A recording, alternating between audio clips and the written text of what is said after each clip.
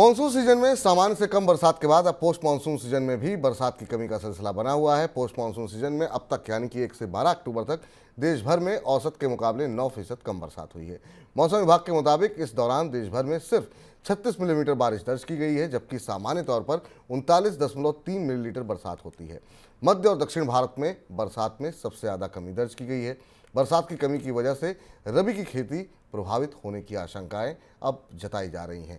Sir, क्या अब ये मान के चलें कि ये जो पूरा आंकड़े दिखाई दे रहे हैं, ये मान के चलें कि एल नीनो अब पूरी ताकत के साथ एक्टिव हो चुका है, उसी का असर देखने को मिल रहा है ये?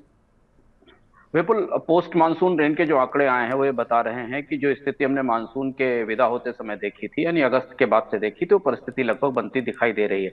अगस्त के महीने से ही एल नीनो की सक्रियता दिखाई दी थी। जुलाई में अतिवृष्टि के बाद हमने अगस्त के महीने में सूखा देखा था, ऐतिहासिक रूप से डिफिशिएंट रेन देखी थी। सितंबर में थोड़ी रिकवरी दिखाई दी कुछ पॉकेट्स पे, लेकिन बाकी जगह नहीं थी। और अंततः ये जो मानसून खत्म हुआ, ये 2018 के बाद 5 साल में सबसे कम बरसात वाला मानसून था। हालांकि मौसम विभाग की परिभाषाओं में सामान्य था, पर देश के तमाम हिस्सों के लिए असामान्य मानसून था।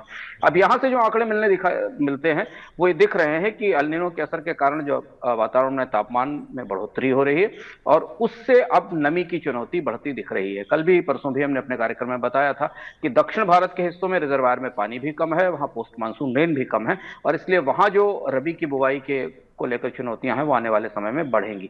भारत के लिए चुनौती है कि खरीफ की फसल तो वैसे ही मानसून में उलझ गई है, लेकिन रबी की फसल जो सबसे महत्वपूर्ण फसल है महंगाई को नियंत्रित करने के लिए गेहूं की, उस पर एल नीनो का साया है।